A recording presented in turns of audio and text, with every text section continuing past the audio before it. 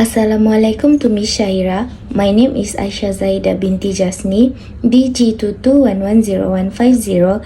So today I will present my FYP2 titled Macroeconomics Determinants of Economic Growth in Asian Economies, focusing on China, Japan, South Korea and India from 1993 to 2023.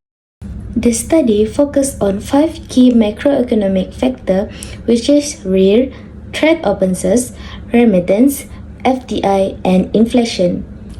I used panel data analysis in Stata software with fixed effects, random effects, and pool OLS, and I ran diagnosis tests to find the best models.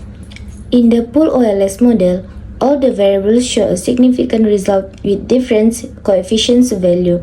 Firstly, real have positive and significant, meaning that 1% increase of real will increase 17% in the GDP growth. For trade openness, it was negative and significant, meaning that 1% increase in trade will decrease negative 7% in GDP growth. Meanwhile, for remittance and FDI, it will also positive and significant, and inflation show negative and significant, meaning that negative 0.9% decrease on GDP growth. In the random effect, it also showed the same result, indicating that in this model, real and FDI has actually benefit GDP growth.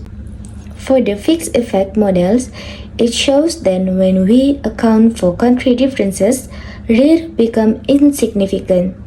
FDI still shows significant but negative value, suggesting that FDI might harm growth if not managed well.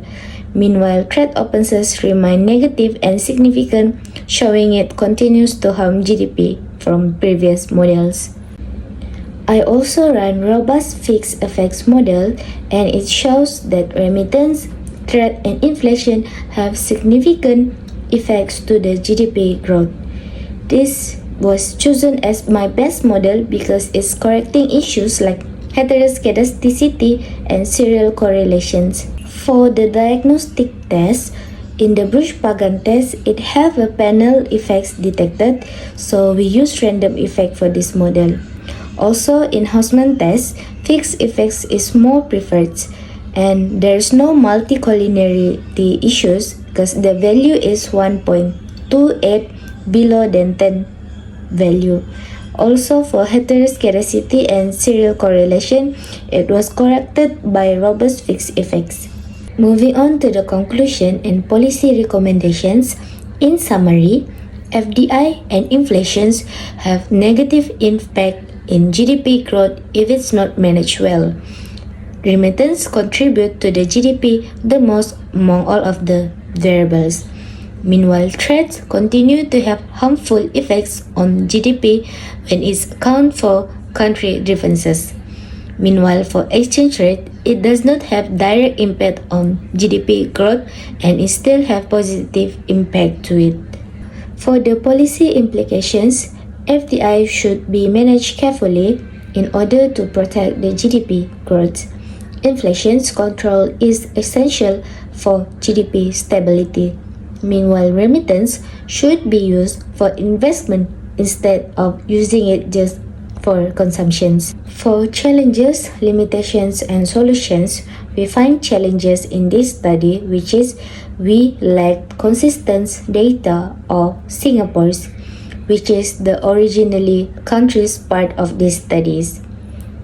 This lack of data leads us to remove Singapore and focus on countries with reliable data, which is China, Japan, and South Korea.